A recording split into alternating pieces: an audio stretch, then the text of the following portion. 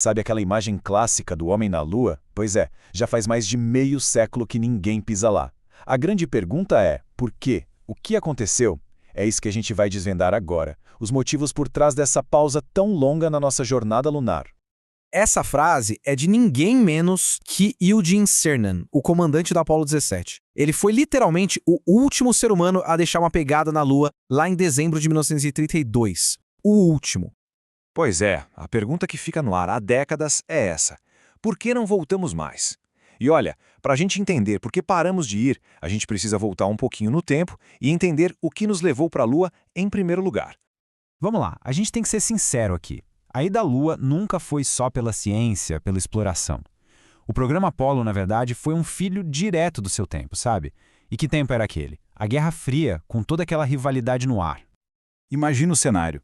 Os soviéticos saem na frente, colocam o primeiro satélite em órbita, o Sputnik, e depois o primeiro homem, Yuri Gagarin. Foi um choque. A resposta dos Estados Unidos tinha que ser algo grandioso, um objetivo único e monumental. E foi aí que o presidente Kennedy entrou em cena. Para ele, não era só uma missão espacial, era uma corrida. Uma corrida que definia tudo. Ele transformou isso num desafio gigante, tanto tecnológico quanto ideológico. A mensagem era clara: os Estados Unidos tinham que vencer, custe o que custar. E quando a gente fala em custe o que custe, o custo foi, bem, astronômico. O governo americano abriu os cofres para a NASA de um jeito nunca antes visto. Pensa só, no auge do programa Apollo, quase 6% de todo o dinheiro do governo federal ia para o espaço. Para ter uma noção do que isso significa, hoje em dia essa fatia não chega nem a 0,5%. A diferença é brutal.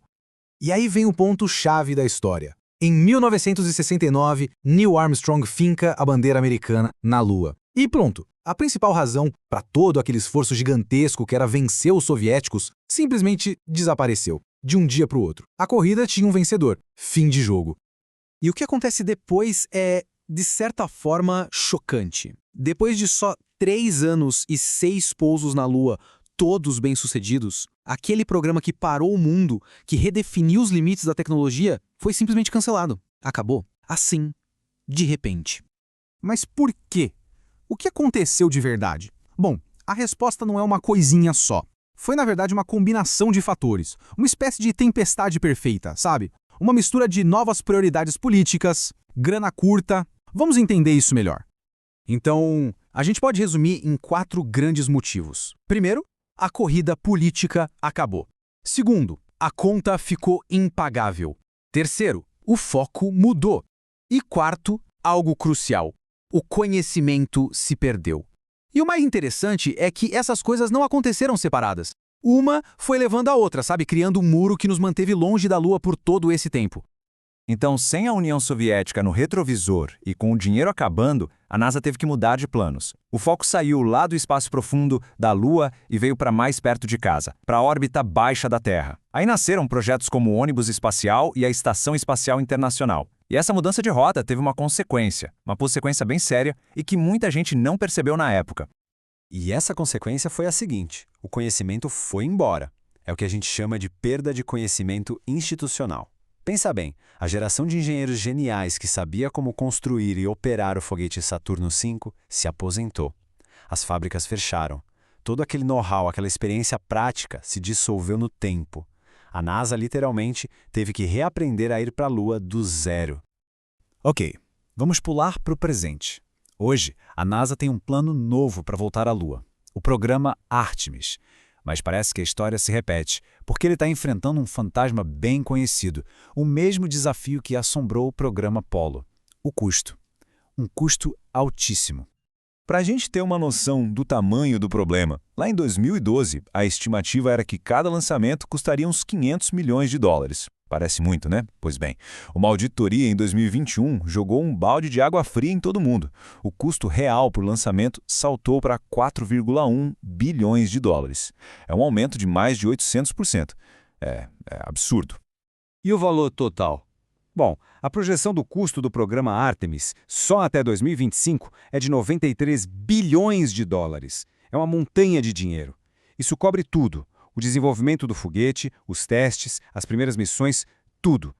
Essa explosão de custos foi tão grande que o próprio órgão de fiscalização da NASA deu alerta.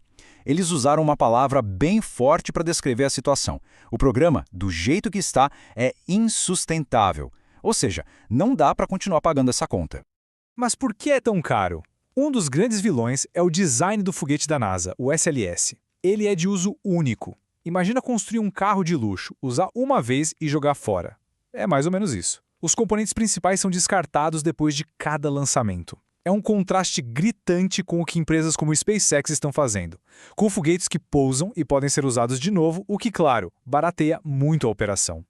Ok, se é tão caro e tão complicado, por que insistir em voltar? Por que gastar essa fortuna toda? A resposta é que os motivos para ir à Lua hoje são completamente diferentes dos motivos da época da Apollo. Não é mais só sobre fincar uma bandeira. Hoje, a nova corrida espacial tem muito a ver com geopolítica, principalmente com a China se tornando uma grande potência espacial. E tem mais, tem o interesse em recursos que podem existir na Lua, como o Hélio 3, e a ideia de usar a Lua como uma base, um ponto de parada para a gente conseguir ir mais longe, tipo para Marte. E tudo isso nos leva a uma última reflexão, uma pergunta que fica no ar. Será que toda essa inovação, toda essa nova corrida espacial vai finalmente nos transformar numa espécie que vive em mais de um planeta? Ou será que a gente está só assistindo a sequência mais cara já feita na história?